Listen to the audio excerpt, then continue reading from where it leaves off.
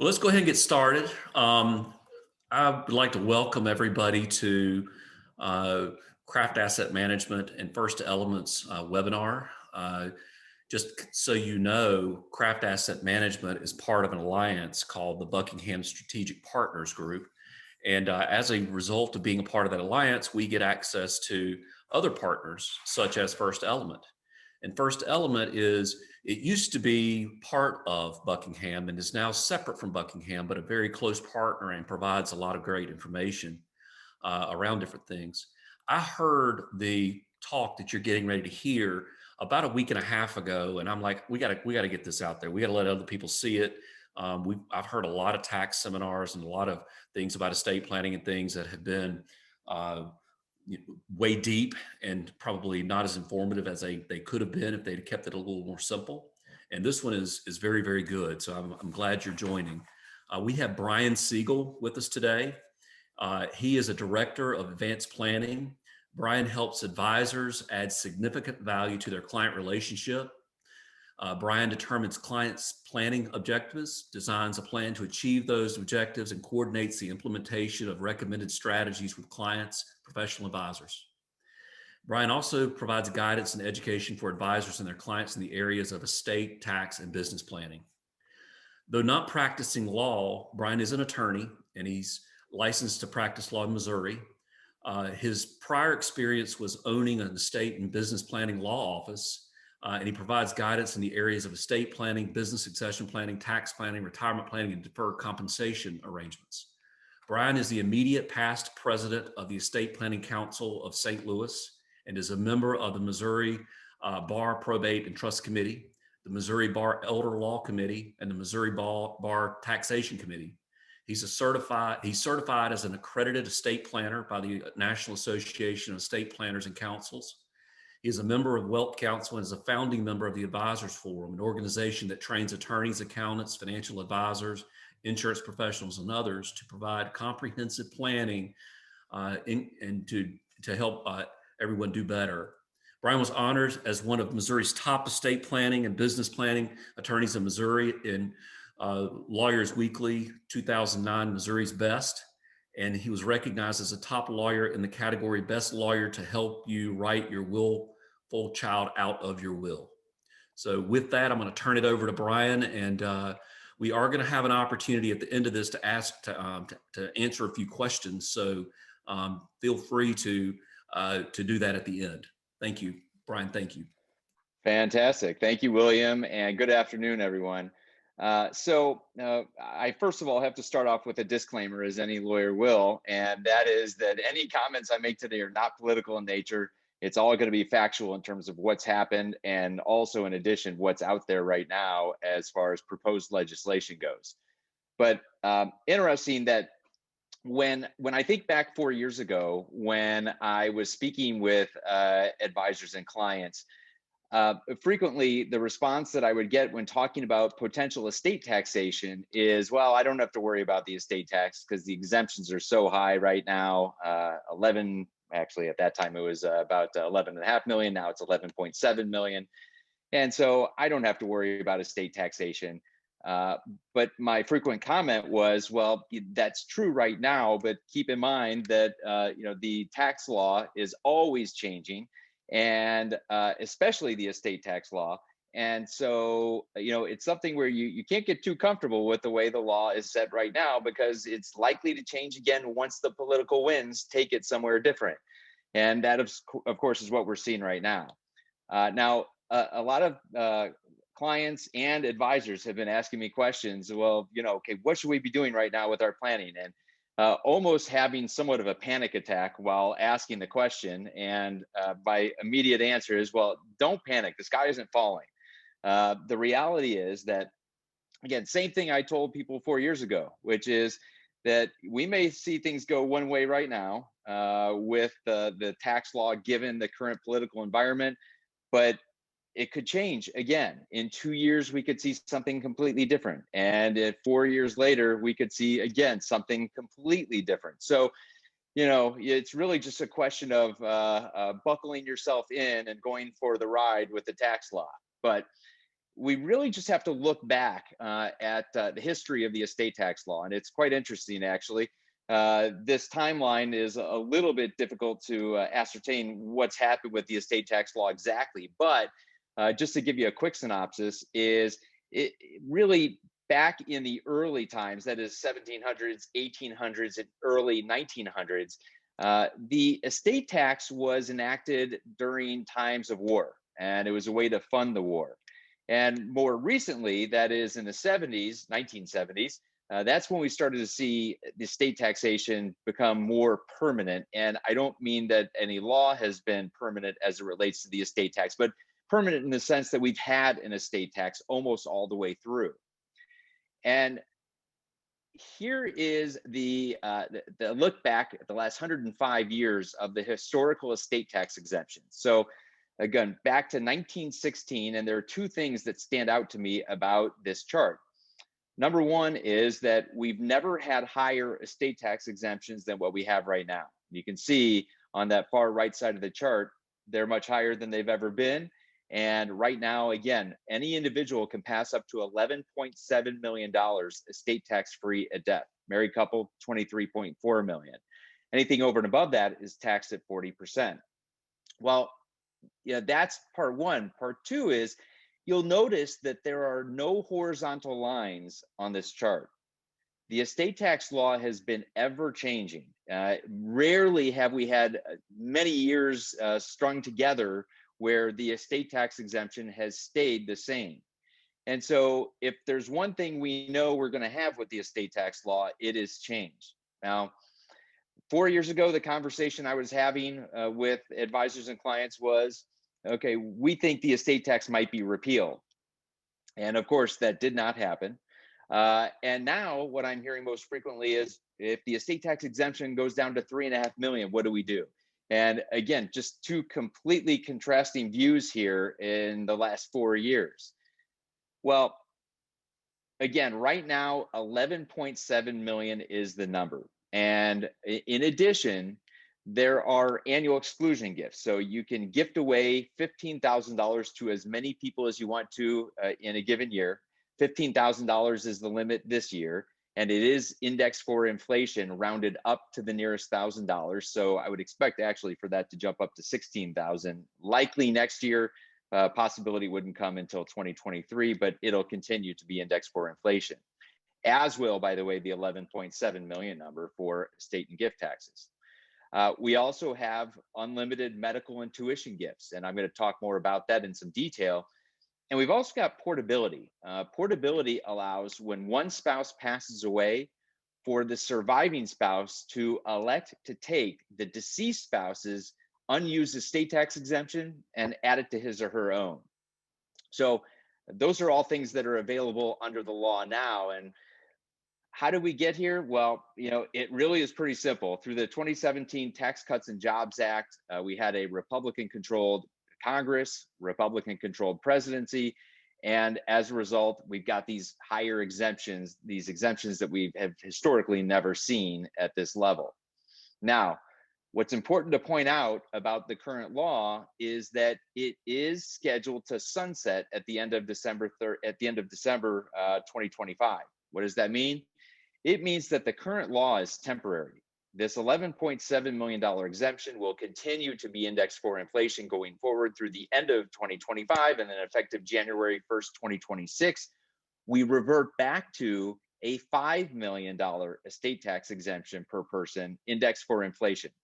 So even if there isn't any action taken by Congress and the president, still we are going to have a lower exemption come January 2026.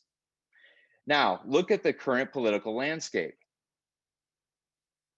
We have a Democratic-controlled Senate, and I know not directly, but it's 50-50, and then the vice president is, of course, serving as the president of the Senate and has the tie-breaking vote. So in a roundabout way, of course, the Democrats have control of the Senate, control of the House, slim majority there, and in addition, Democratic president. On top of that, you've got significant stimulus that's already been paid out this year, and an additional package that has been presented by President Biden. and one that would come with a significant price tag. And of course, there has to be a way to pay for it. And that's where we've got pending legislation in several different areas. One that would lower the estate tax exemption down from the current $11.7 million to $3.5 million, effective January 1st, 2022. In addition, we've also got a bill that would eliminate stepped up basis at death. And so I'm going to get more into that a little bit later. But it's a significant proposal, and though it's just a proposal at this point, it'll be quite interesting to see if it's something that can actually pass. And the original legislation that was proposed before the other two bills was to include a wealth tax, and that is for those ultra wealthy individuals, then there would be a tax on their wealth that they would have to pay each and every year. That was proposed by Elizabeth Warren. So we've got all these bills that have been presented, and up until recently, we didn't really truly have any direct guidance from President Biden.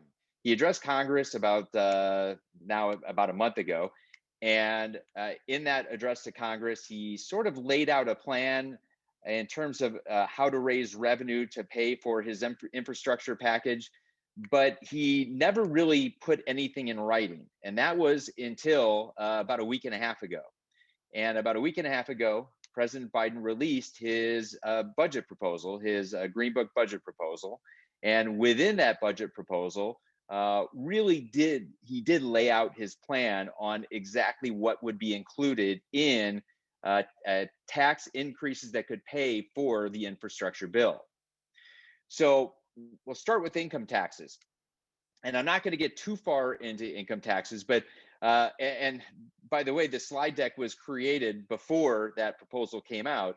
But what he was originally proposing was to increase the highest tax rate from the current 37% up to 39.6% for those earning at least $400,000. Now, that has actually changed in his budget proposal. It changed to some degree, and that is the rate of 39.6% would kick in for those individual taxpayers with income of about $452,000.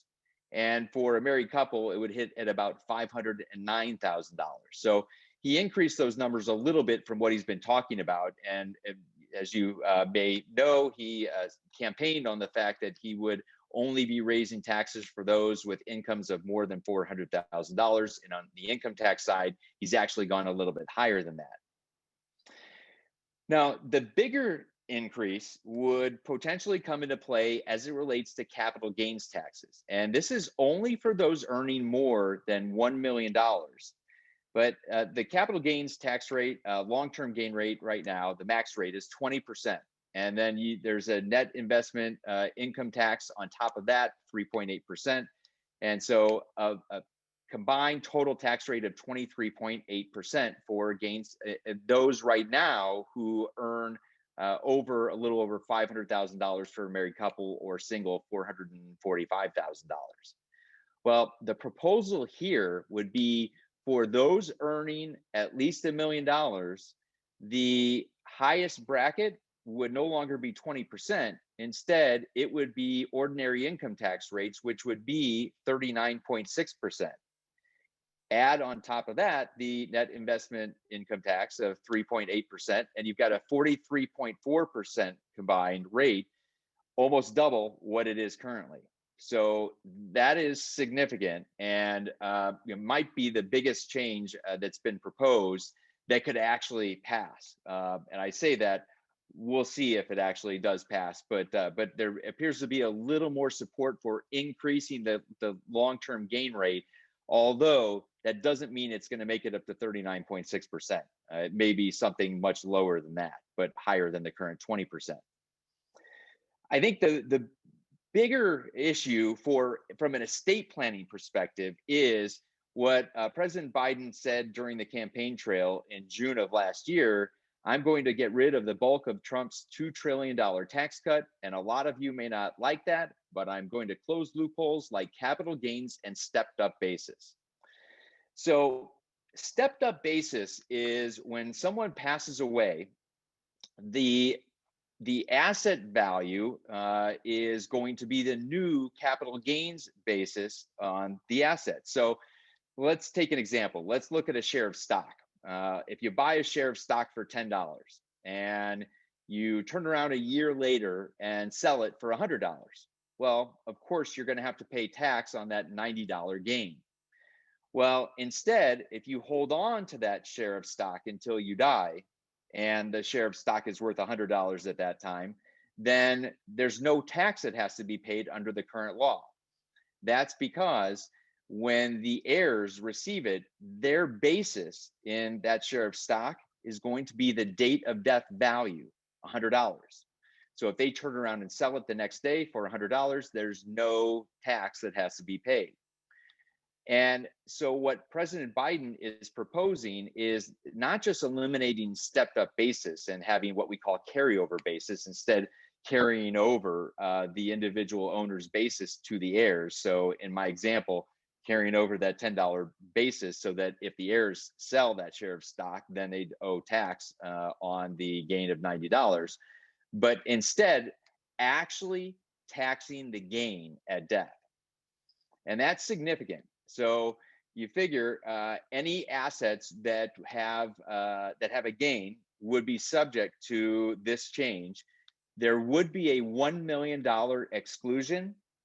So that in essence means that the first $1 million of gain would be covered.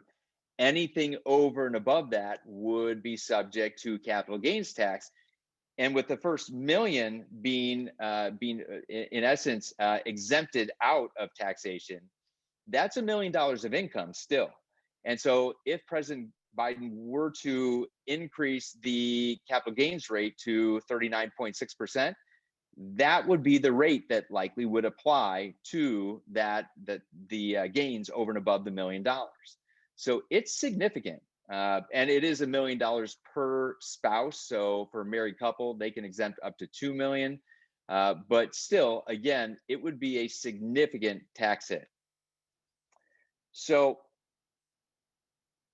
looking at the next proposal from President Biden, and this has become somewhat of a non-issue for the moment.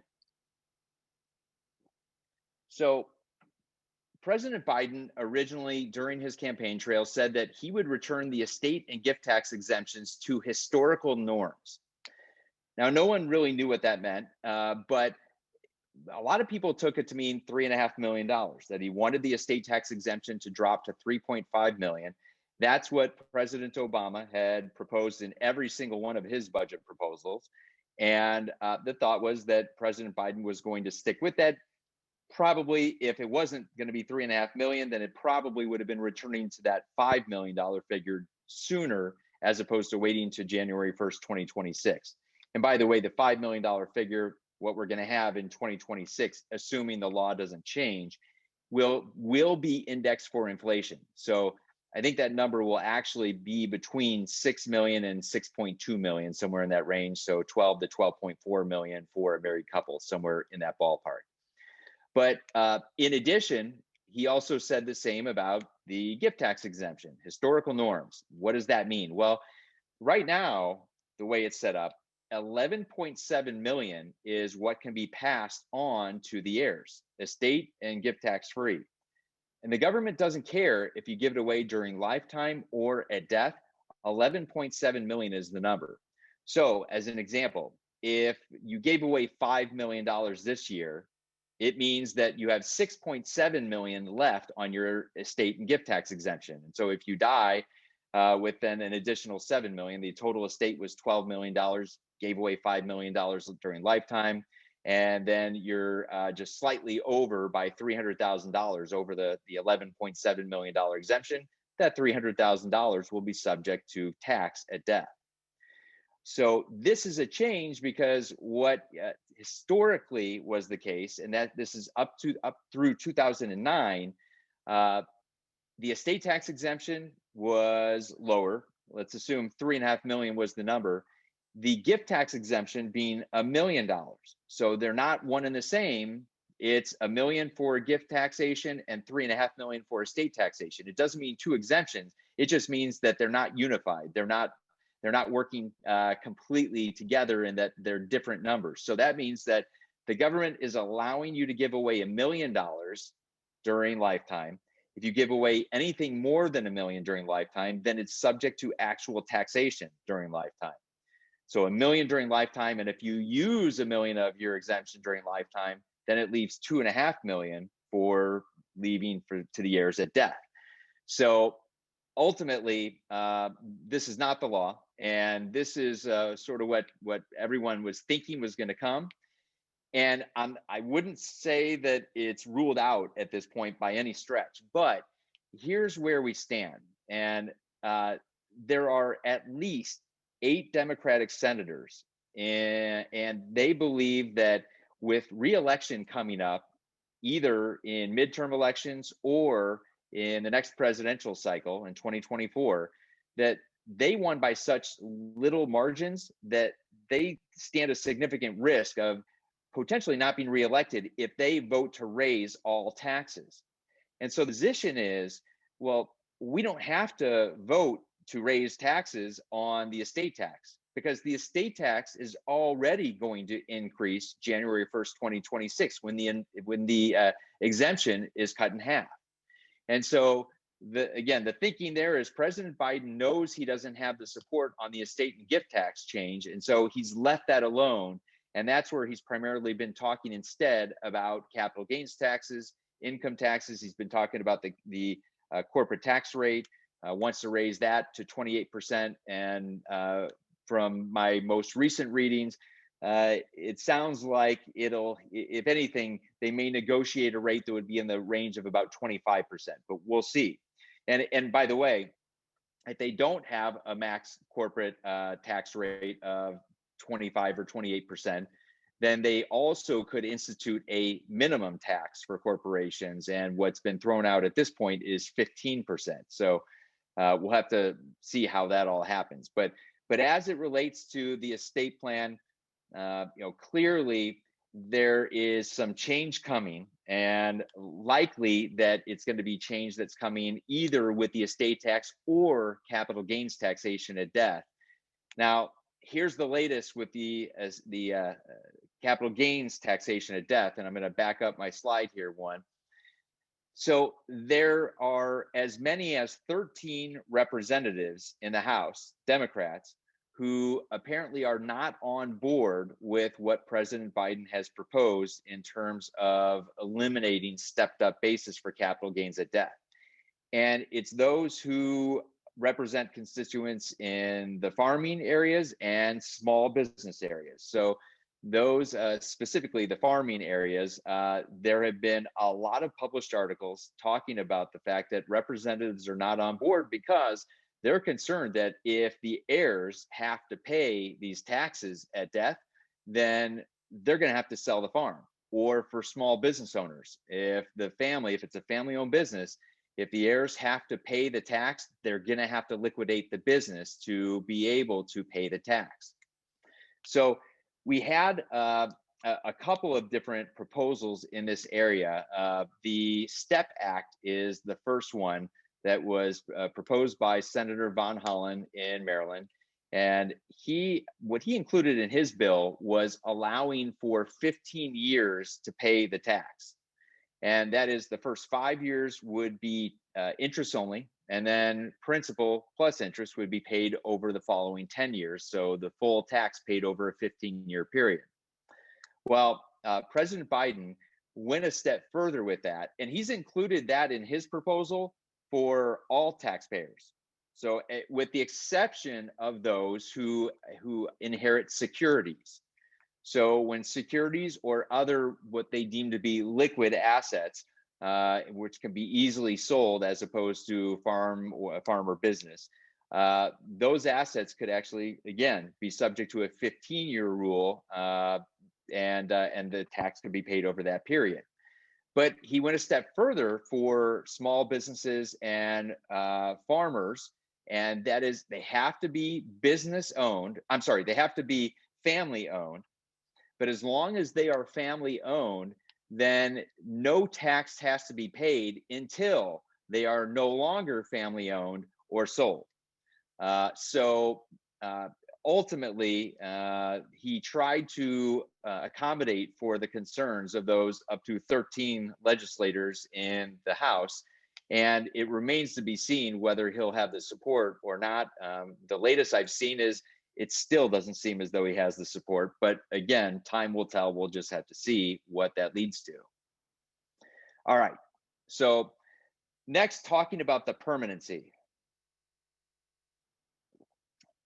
I like to say that there is no permanent when it comes to tax law. And that's because the way it seems is exactly what I have in my first bullet point here. It's only permanent until it changes.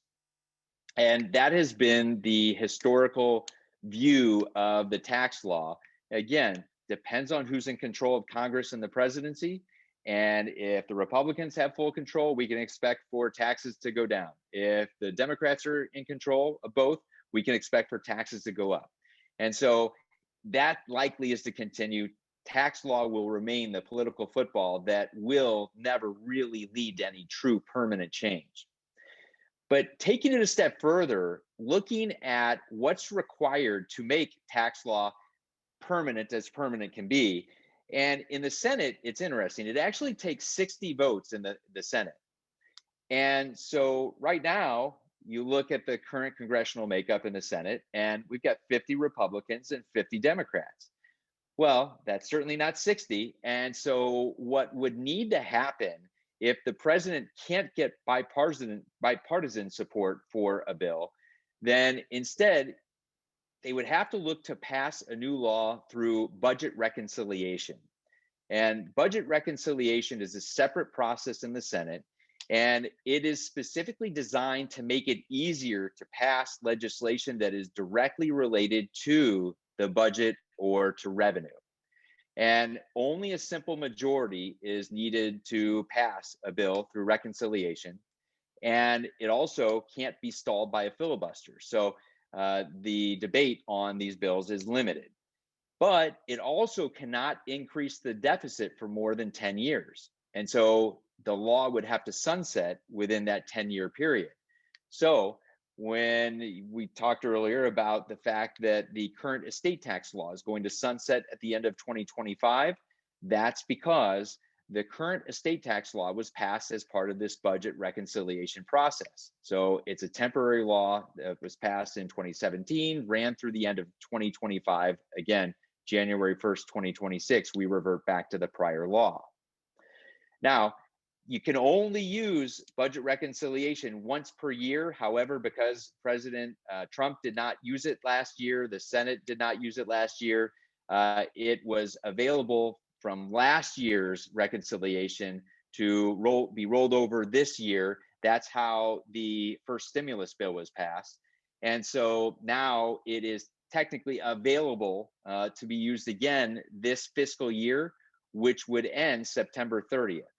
So any tax law change, if it's going to pass through reconciliation, would have to be done by September 30th of this year. So that'll be interesting to keep an eye on. But just timing wise, you could expect to hear more probably on what's happening with the legislation over the summer. And then ultimately, we could see some kind of vote and then a possible passage of a new law enactment that would come in September. And the way these things work, they tend to go down to the very last minute, and sometimes even beyond the last minute, they pass it retroactive by a few days or a week. So again, we'll have to just wait and see what happens there. All right. So having said all that, talking about the change, the natural question is, all right, well, what do we look to do then in this uncertain tax environment? What should we be thinking about? And the very first thing I would suggest doing is to try to change the mentality. And that is, again, not think so much, oh my gosh, taxes are going up and I've got a plan. The sky is not falling. Instead, it's not a situation where anyone has to panic. It's more of a situation where it's really incumbent on everyone to look at their planning and take reasonable steps to plan. and not give away all their assets to make sure that they're way under the estate tax exemption amount, but and what they think it could be, but instead to again take reasonable steps and really plan for the worst, but hope for the best. And then as part of that, identifying what the needs are. That is really determining what the estate value is and what it's likely to be down the line, projecting it out and looking at what that potential taxation might look like if there was a capital gains tax, if there was an estate tax, and then looking at the exemptions that the government gives and using them in an effective manner. So I'm going to focus on three areas. The first being existing trust reviews, and this really should say existing estate plan reviews. I strongly suggest that every estate plan should be reviewed at least every 3 to 5 years, and I like closer to that 3-year mark. There's a lot that changes not only in the law but also in your individual circumstances, and so it's essential to make sure that the estate plan is keeping up with those changes. We're going to talk in more depth about gifting, and we're also going to talk about some of the advantages, some of the opportunities in the low interest rate environment right now from a planning perspective. So first, talking about existing trust reviews. And I think what the changing tax law has taught us is that flexibility truly is more important than it's ever been. And that is making sure that no matter what happens, whether it's capital gains taxes being increased or whether it's estate taxes increasing, that the plan has some flexibility built into it to allow for planning no matter what the circumstances would be. Something else that I haven't mentioned yet, but we had the Secure Act that passed at the beginning of last year. And it seems like at this point, there's so much that's happened since then that that's something that happened about 10 years ago. But the Secure Act requires for IRAs in particular.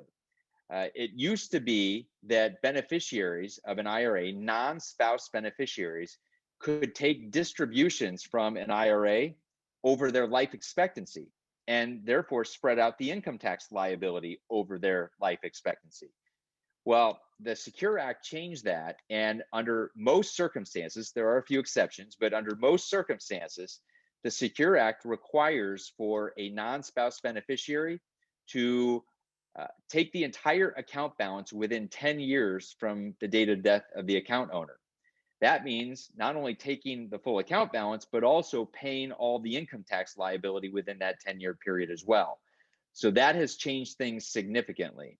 And if your trust is the beneficiary of an IRA and you haven't had your trust reviewed since the beginning of last year, I strongly suggest that you do so, because your trust has the wrong language included, and I have reviewed quite a few trusts that do have the wrong language included. It would have been right under the prior law, but once the law change came, that language didn't work anymore.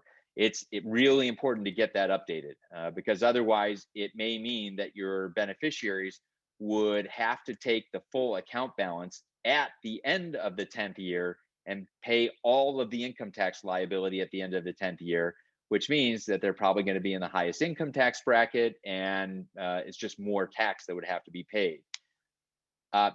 Income taxes and estate taxes. And this is one, again, where it comes down to what's more important to plan for. Capital gains taxes? Is it estate taxes?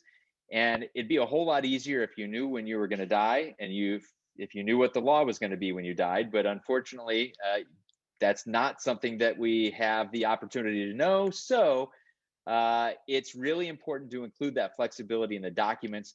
There are a lot of estate planning documents out there, and I would say probably the majority of them that include tax planning built into them, that force for estate tax planning without really taking into account income tax planning the way that it should, especially if we see a change in the law. So there is some flexibility that can be built into the document to allow the surviving spouse to decide after the first spouse has passed away whether it's more important to plan for income taxes or estate taxes. And so again, just making sure that the documents have the flexibility that will allow for that when it's appropriate to do so. There are a lot of changes in this area, and specifically as it relates to the tax law and estate planning documents, whether it's a will or a revocable trust, those documents do have to be updated when we see significant changes in the tax law. Now, talking about gifting, I'm going to walk through some of the common exemptions that are provided right now. But when you think about gifting, one of the great benefits of gifting is not only that you're gifting the principal out of the estate. I mentioned the annual exclusions before, and I'm going to talk more about that in a minute. But it allows you to give away $15,000, and most people just think about that $15,000 and okay, well, it's 15,000 out of my estate. What does that really do for my estate in the long haul? Well, the key is you're not only gifting the principal of that 15,000, you're also gifting the future appreciation and income generated by that 15,000. And over a long period of time, 20, 25, 30 plus years, it can have a powerful effect, especially when you start a gifting program and gift that $15,000 away each and every year. And remember, I mentioned before, the $15,000 annual exclusion is available to for gifting to as many individuals as you would want in a year. So if you've got 3 kids, you can gift away $45,000. If you've got a spouse, then combined, you can gift $90,000 to them. And again, that number is going to be indexed for inflation, rounded up to the nearest $1,000. So it's a great opportunity to remove assets from the estate, and in the end, reduce future estate tax exposure and possibly capital gains tax exposure as well. We'll have to see what happens with that. But talking more about the annual exclusions, first of all, annual exclusions are use it or lose it. So they're available in a calendar year, and you have up until December 31st to gift away the annual exclusion for that given year. If you don't use the annual exclusion for that given year by December 31st and you make it to January 1st of the next year, you've lost the ability to gift for that prior year, and you're in a new year counting for that annual exclusion. So it's a missed opportunity to remove assets from the estate. In addition, funds can either be gifted outright or they can be gifted in trust for beneficiaries. So a lot of clients will ask me, okay, well, so I'm comfortable gifting, but I don't really want to give my kids $15,000 each outright every year. And the answer is they don't have to. Instead, gift it to a trust for their benefit and build rules around that trust. And it has to be an irrevocable trust. So it technically can't be changed, although there are some ways to change an irrevocable trust. But bottom line is, by gifting that $15,000 to a trust, it allows for there to be additional control over the funds and what they can be used for and the timing of that use. They also can be leveraged into a gift to a irrevocable life insurance trust, which is the most common form of irrevocable trust. You make a gift of that $15,000 to the trust, and the trustee leverages that $15,000 into a life insurance death benefit. So it's a good way to be able to provide liquidity that can be made available for the estate. And one important thing to note about a gift to a trust, I said, well, you don't have to give the kids the funds outright. You do, however, have to give the kids the right to take the gift out of the trust. It's what we call a withdrawal right or a crummy right. And it's not that it's not a good right by crummy. It means that that's the famous tax court case, Crummy versus Commissioner. And that's where the government basically said, okay, if you gift to a trust, then the beneficiary really hasn't received anything. But if you gift to the trust and you give the beneficiary the right to take the gift out or a portion of it for a certain period of time, frequently it's going to be 30 days, and they elect not to take it, or they don't take it within that 30 days, then their right lapses, and it is a gift that is using that annual exclusion of 15,000. So you have to give them the right to take it, but with the understanding too, of course, that, okay, if you take this gift out, there aren't going to be any more gifts to the trust. So not too many beneficiaries do, although I have seen it a couple of times. Then a separate exclusion available is unlimited gifting for medical expenses. Now, most people don't realize that you can do this, but you can pay someone's medical bill as long as it is paid directly to the healthcare provider. It can't be reimbursed. In other words, you can't give the money to the individual who received the care and say, okay, well, here's money for your medical bill, so go ahead and pay the bill now. Instead, the funds have to be paid directly to the medical provider. But you'll see here that the definition is pretty all encompassing. Expenses incurred for diagnosis, cure, mitigation, treatment, or prevention of disease. A pretty broad definition. And it's also important to note that it only applies to expenses that aren't going to be reimbursed by medical insurance. So if medical insurance is going to pay for the expense as well, then it's not something that could be covered by a gift directly to the medical provider. Similar, we've also got unlimited tuition gifts. Unlimited tuition gifts work the same as the medical gifts. And that is, they have to be paid directly to the education institution. And the important thing is, it doesn't apply to all education expenses. So it's only going to cover tuition. It doesn't cover room and board. It doesn't cover other fees that might be included. But it does include a pretty broad definition, which was actually changed by the Tax Cuts and Jobs Act. So it includes a wide variety of education institutions, but again, a really powerful one. And it may be a situation where if you've got kids or a grandchild who is going to private school, well, you can actually write a check directly to the education institution. It's a great way to be able to use additional exemption without actually using any other gifting exemption like annual exclusions. You still preserve your annual exclusions for other purposes. So really powerful gifting tool when appropriate. In addition, there are also 529 accounts. A lot of grandparents in particular like to gift to 529 accounts for their grandchildren.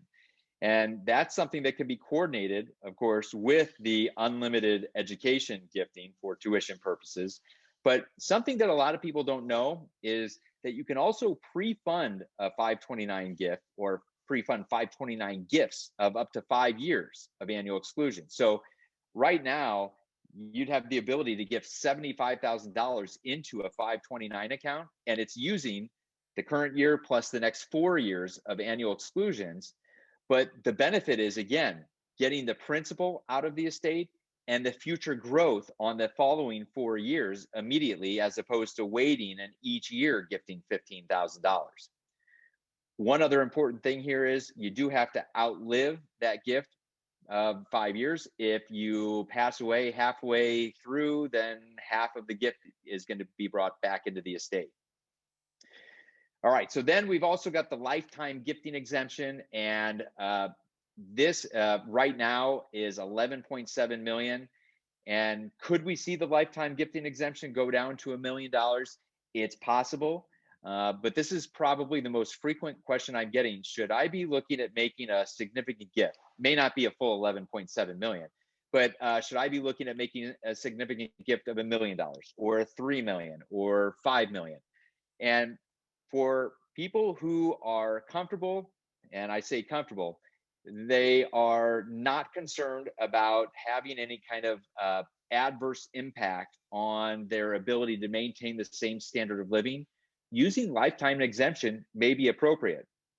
And the gift can be made to a trust, it can be made outright, but the benefit of lifetime gifting is right now, number one, using exemption that may not be available later. So if you gift $11.7 million out of the estate today, and later the estate tax exemption drops to $3.5 million, well, that's 8.2 million over and above the exemption that will ultimately be available that was given away. The Treasury has already said we're not going to claw back that additional amount. So if you give away 11.7 million, but then you die when the estate tax exemption is 3.5 million, the 11.7 million is out of the estate. It's not going to be brought back into the estate. So it's that benefit. And then in addition, it's also removing the future growth and appreciation and income that's generated by the amount of that gift. So it can really have a powerful impact on the estate value over a long period of time.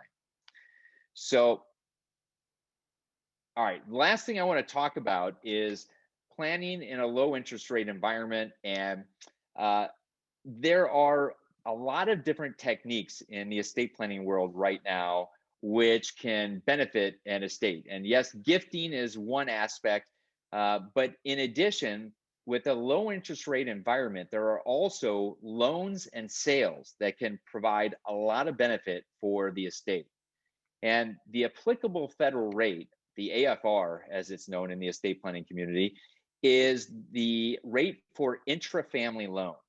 So, in other words, if you were to loan your child money to buy a house, well, this is the rate of interest that the government says that you have to charge to make it an arm's length transaction. And the applicable federal rate right now on a long-term loan, which is over 9 years, is just over 2%, 2.08%. For a loan up to 9 years, 3 to 9 years, it is actually at 1.02%. So there's the ability to loan money, not just to family members, like I mentioned a minute ago, but in addition to loan money to trusts and take back a promissory note. And the trust then has to make payments back under the promissory note, but it's a great opportunity to get the future growth and appreciation out of the estate on the amount of that loan. In addition, a sale of an asset to a trust. It may be whether it's an income producing property, which is the most common type of asset that's used for this purpose. If it's real estate, as an example, let's say it's an apartment building. Well, you can sell it to a trust in exchange for a promissory note. The trust has to pay a little bit of interest back, but ultimately, most of the income and the growth is going to be out of the estate. And in addition to that, without getting too complicated, there are some really neat things you can do from an income tax standpoint with irrevocable trusts. And that is, you can basically make the assets that are in the trust so that they're growing income tax free. Now, no, it's not actually income tax free, because the way that these trusts work is it's called the grantor trust. And it's because the grantor of the trust is going to pay the tax liability on behalf of the trust. So the assets in the trust are out of the estate for estate tax purposes, but at the same time, the income tax liability is going to be the grantor's responsibility. So allow the assets of the trust to grow basically tax free, while the grantor pays the tax liability, which is almost like an additional gift without using any kind of gift tax exemption. Again, a very powerful technique. Now, when I'm talking about these strategies with people, the most common concern is, okay, well, yeah, but we don't really want to give up control of these assets. Well, the answer is you don't necessarily have to. So there are ways, first and foremost, where a spouse can act as the primary trustee of a trust, or alternatively, a spouse can act as a primary beneficiary of the trust. So you can make a gift or sell an asset to a trust. The spouse is the beneficiary. So if there's ever a need for income coming from the trust, then the spouse has access to it. But ultimately, the asset that's in the trust is out of both estates. So there are a lot of creative ways under the current law and the current landscape that we have to be able to help reduce the estate value or freeze the estate value. And it's all a question of what's going to make the most sense under any one set of circumstances and with what you may be facing in terms of potential estate taxation or otherwise later. So I've gone through a lot, and yes, we wanted to leave time for questions, and I believe we've done that, a few minutes anyway. So that being said, do we have any questions? Tara, can you help us?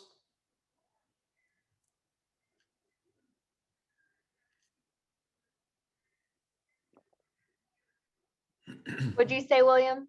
I said, can you help us? Are there any questions? There are no questions. Okay. Anyone have any questions they would like to put in the chat?